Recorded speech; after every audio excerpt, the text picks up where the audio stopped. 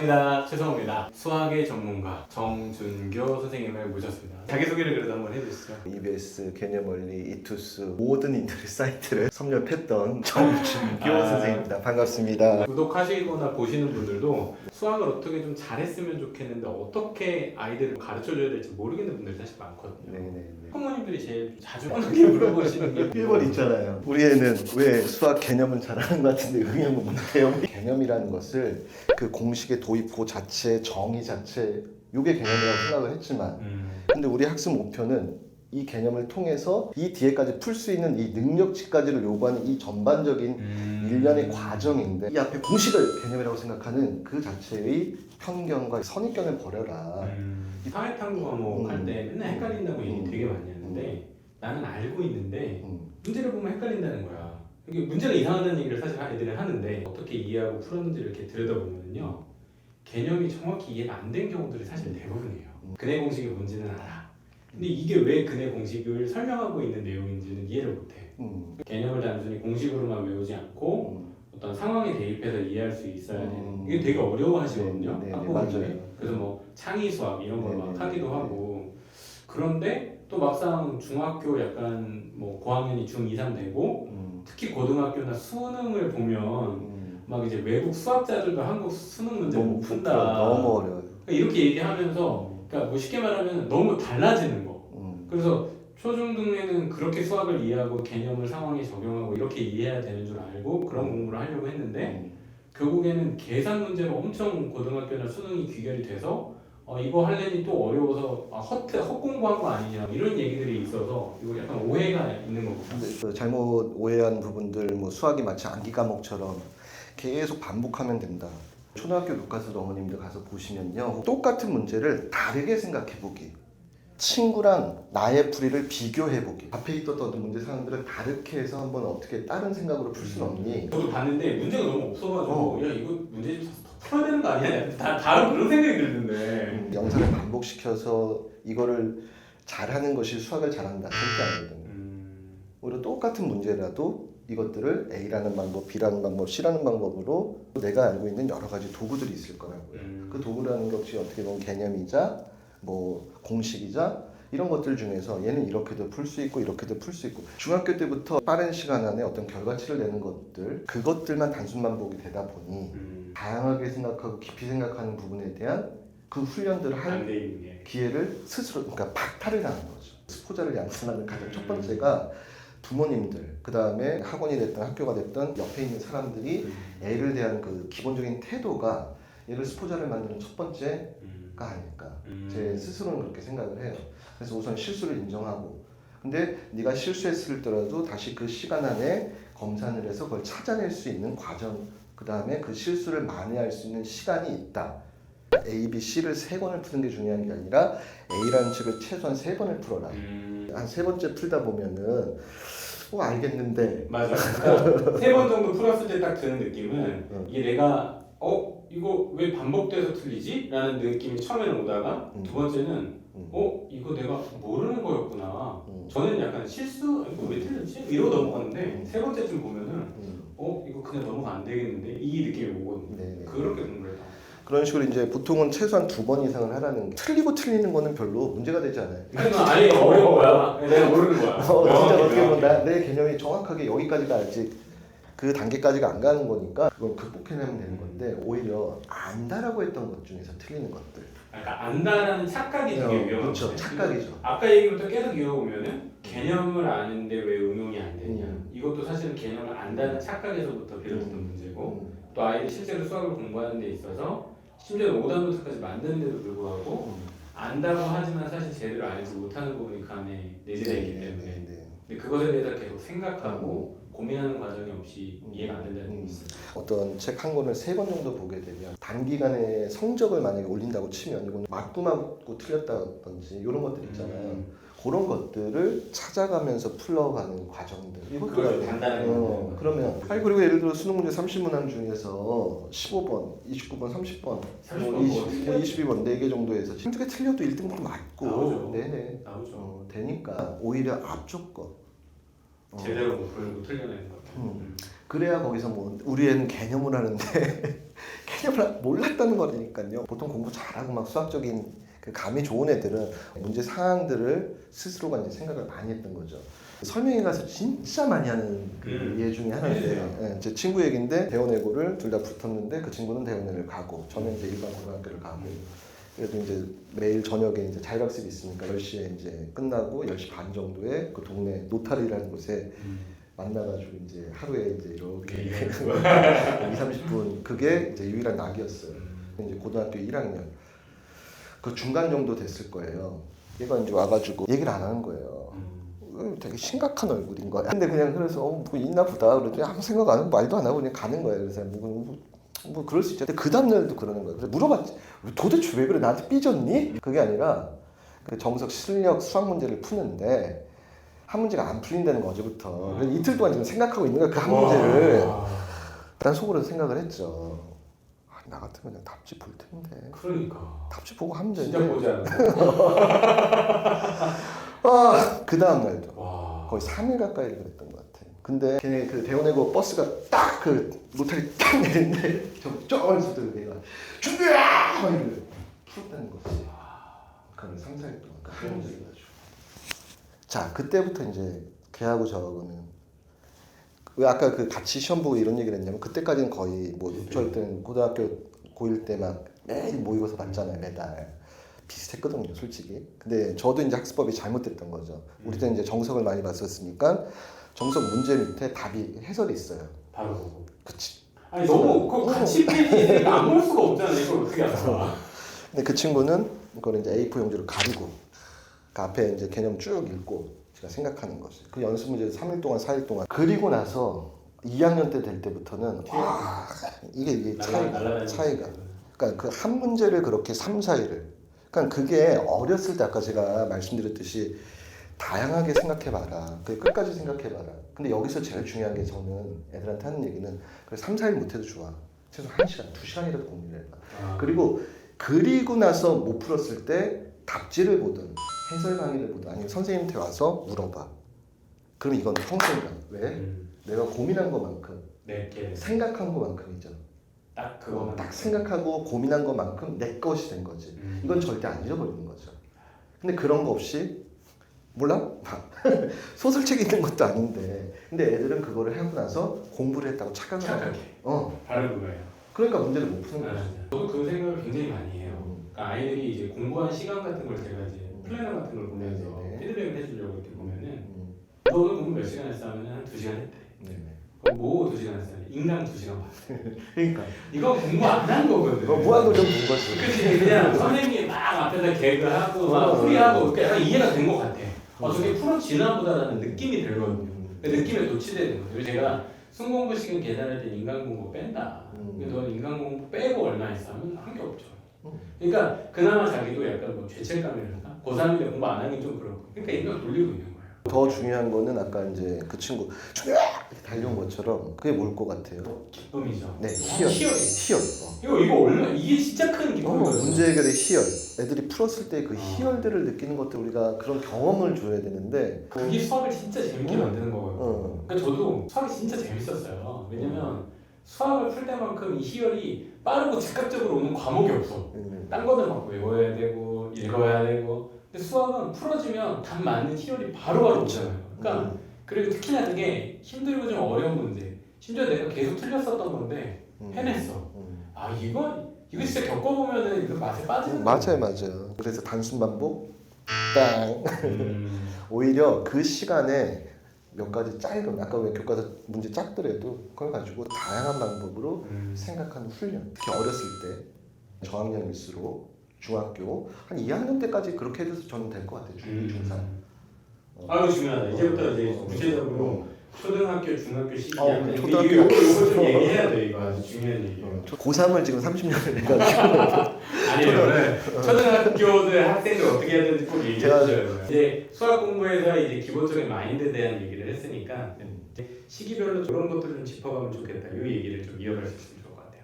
그 초등학교 학생들 같은 경우에 일상으로 돌아가 보면 실전이 이제 펼쳐지잖아요. 그냥 가정 내에서 그거 수학을 다 가르칠 수 있다기보다는 전문가에게 맡기고 싶고 그래서 사실 학원도 보내는 것 같기도 하고 그래요. 근데 너무 막 몇 학년 때부터 보내야 되나 뭐 초등학교 다닐 때는 수학 공부를 어느 시기에 어느 정도로 해가는 게 좋을까 뭐 이거를 약간, 이제 좀 더 솔직하게 얘기를 하면 그 다음 질문이 뻔히 선행을 해야 돼요 말아야 돼요. 그렇죠. 바로 이런 그거예요. 질문들을 언제부터 해야 돼요 뭐 이런 거. 저는 선행이 필요한 애들이 분명히 있다라는 생각은 들어요. 예전에 뭐 과거를 준비하거나 그런 친구도 있었잖아요. 필요가 있는 친구들은 시켜야 된다. 똑똑한 애들을 멍청하게 만들 필요는 없잖아요. 더 하고 싶어 하는데 어디까지 선행이냐라고 했을 때 저의 기준은 1년 이상은 선행, 한 6개월 정도? 그거는 그냥 예습 정도라고 좀 생각이 들어요. 예를 들면 중학교 2학년 거 1학기 한 학기나 두 학기 정도까지는 예습으로 나가는 거는 괜찮다. 그 정도까지는 당연히 먼저 볼 수 있죠. 그렇죠, 그렇죠. 근데 막 애들이 되지도 않는데 2년, 3년짜리 예를 들어서 대치동 모든 프로그램처럼 가자마자 사실 다 그러네. 아직도 얘 왜 이것밖에 안 했어요? 초등학교 2학년 되면 들어갈 데가 없대요. 프로그램 이미 집도 다 나가서 그러니까. 뭐 다 떨어지고 이거 준비 안 된다고 딱 그렇게 된다고. 근데 굳이 그럴 필요가 있을까? 진짜 안 해도 괜찮은 거예요. 그러니까 어머님들도 뭐 다들 고등학교 시기쯤 가서 고1, 2들 어머님들 다 뭐라고 하시냐면 선행을 미리 안 빼서 얘가 성적이 안 나온대. 절대. 그 얘기를 엄청 하시는 거예요. 그러니까 저는 이제 아닌 것 같지만 수학 전문가가 아니니까. 그러니까 만약에 그런 선행을 원하신다면 거기에서의 선행은 어떻게 보면 이제 점수가 나오기 위한 학교 성적 대신 혹은 수능이 잘 나오기 위한 마지막 과정들이잖아요. 그런 선행들은 저는 솔직하게는 중2 이후 중3 때 정도는 그 과정들에서 고등학교 1학년 혹은 고2 과정의 일부 정도를 뭐 하는 거 정도. 그러니까 그 정도 그냥 예습이잖아요. 과한 선행이 아니라. 너무 불안하면 6개월 정도? 예습 정도는 시켜라. 같이 봐주던 뭐 학원을 보내던 방법적으로는 해라. 대신에 지금부터 중요한 거는 애들한테 정말 그 융합한다는 것들, 그 다음에 문제 해결력이라고 많이들 얘기하잖아요. 네. 우리의 모든 교육의 목표가 수능 보는 것들도 그 마지막 교육의 목표가 뭐냐면요, 문제 해결력이에요. 그 문제 해결력 어떻게 키울 건데요? 그러려면 기본적으로 수학 나중에 왜 못하는 줄 아세요? 아까 얘기했듯이 수식으로 된 거 되게 잘 푼다니까요. 수식을 만들지 못해. 근데 거기에는 되게 여러 가지, 단순한 게 아니라 되게 여러 가지. 저는 수학도 독해력이라고 생각하는데 국어적인 능력, 글을 읽고 자기 스스로 이것들이 어떠한 의미를 지니는지 해석할 수 있는 능력, 이런 능력들이 쌓여서 결국 그 포텐셜들이 쌓여서 그것들이 공부 능력이 되는 건데 그런 전체적인 전반적인 기초 체력들을 쌓으려고 하지 않고 일부분의 아주 지역적인 스킬 요거 몇 개를 가르쳐가지고 너 왜 못해? 너 반복해가지고 하면 될 것 같아. 그건 한계가 있다는 거죠. 우리 애가 어떻게 컸으면 좋겠냐? 3학년까지는 절대 안 보내고. 근데 이제 제가 보기에 4학년 후반부부터 교육 과정상에 뭐 나누기 나오고 큰 수 나오고 이렇게 했었을 때 만약에 그때 도움이 필요하다면 그러니까 학습지가 됐든 학원이 됐든 뭐 도움이 필요했을 때는 할 수 있다. 왜냐 중요한 게 뒤떨어지게 하지는 않겠다는 뒤떨어지지는 않게 하겠다. 맞아요. 그거 공통적으로 이렇게 과도한 선행을 강조하지 않는 분들도 그게 결코 아무것도 하지 않아도 된다라는 걸 얘기하는 게 아니라 자기가 그 단계에서 배웠어야 됐을 것을 충분히 학습하고 넘어갈 수 있도록 점검해 주는 거예요. 저기 교육적인 용어는 수업 결손이 없게끔. 수업 결손 없게. 수업 결손이 없게끔 그 정도까지는 끝까지 봐주는 것들이 어떻게 보면 부모의 역할이다. 그거를 그럼 어떻게 확인할까요? 이제 현실적으로 물으시면 예를 들어서 현재 교과서 3학년이다. 그 교과서에 뒤에 있는 익히 문제라든지 그런 문제들이 10문제가 있었을 때 최소한 10문제 중에 8문제 정도는 풀 수 있는 혹은 이제 조금 더 시켜서 10문제를 다 현재 거를 완벽하게 못하는 애들한테 선행은 그냥 독이다. 만약에 선행을 시킬 거면요 이렇게 시키세요. 전 만약에 내가 우리 애들을 선행을 시키면 어떻게 시킬 건지를 말씀드리는 게 네, 좋아요. 너무 좋은 아이디어죠. 우리 애가 너무너무 공부를 하고 싶어해. 아빠 내가 중학교 1학년인데 중2, 중3 거 막 다 잘해. 근데 그 잘함의 기준을 뭘로 삼을 것이냐. 지금 중2인데 중3인데 뭐 고1 거를 다 뭐 했네, 알았네 하시는 분들 되게 많은데 실질적으로 했네 안 했네도 만약에 확인하려면 그 지역에 있는 학교들 기출시험지도 있잖아요. 고등학교 1학년 예를 들어 그거 했는데 60점도 안 나와, 50점도 안 나온 애들한테 고등학교 1학년 거 뭐하러 시키세요? 선행을 시킬 시간에 오히려 현행 혹은 후행으로 자기 학년 거에 대한 심화학습은 정말 필요하다고 생각해요. 오히려 심화. 초, 중, 고등학교 요 12년의 과정은 결과적으로 뭐 목표하는 대학을 가려고 하는 기본적인 점수를 어떻게 얻느냐 이게 싸움인데 이제 실전으로 가시면 뭐 근해 공식이다. 그럼 근해 공식이 수능에서는 이렇게 이런 문제 유형들로 이렇게 변형 그런 기술은 나중에라도 하면 돼요. 그것 때문에 초반부터 그 후반부의 그런 어떤 스킬, 기술 이런 거를 익히려고 이 앞에 있는 모든 시간들의 애들의 시간들을 뺏지 마시고 오히려 아까 얘기했듯이 생각하는 훈련, 사고하는 년 그게 뭐가 중요한데요? 앞으로 얘네들이 살아갈 시기에 우리가 컴퓨터보다 더 빠르게 계산 못 하잖아요. 그럼 그때 뭐가 필요하겠어요? 뭐 지금 의사도 필요 없대는데 컴퓨터가 더 진단을 잘할 것이는데 그럼 그때 우리가 살아남을 수 있는 길이 무엇일까? 저는 요즘 그거 제일 고민하거든요. 어떤 문제 상황들을 어떻게 생각할 것이냐, 이걸 어떻게 조합할 것이냐. 그 사고의 훈련들이 결국은 살아가는 모든 것들을 앞으로 결정을 할 거고. 되게 본질적이지만 사실 되게 힘들죠. 오히려 더 중요할 거라고 생각해요. 근데 이상적인 얘기지만. 근데 그렇다고 안 할 수는 없잖아요. 그게 더 중요한 건데 사실 그걸 지금 듣는 것만 해도 굉장히 큰 어떤 방향 제시가 되지 않나. 이 관점을 적용해서 조금 구체적인 질문 하나로 좀 마무리를 해보고 싶은데요. 지금 고2예요. 네. 등급이 한 3등급 이상은 잘 못 맞아. 한 1년 정도 남은 시점에서 어떤 식으로 하는 게 좋을까요? 이과 애들은 100점 1등급 맞는 게 진짜로 힘들었지만 저 이과 애들 같은 경우에는 다 2등급 맞을 수 있다라고 5등급 6등급이어도 1등급 맞을 수 있다. 있다.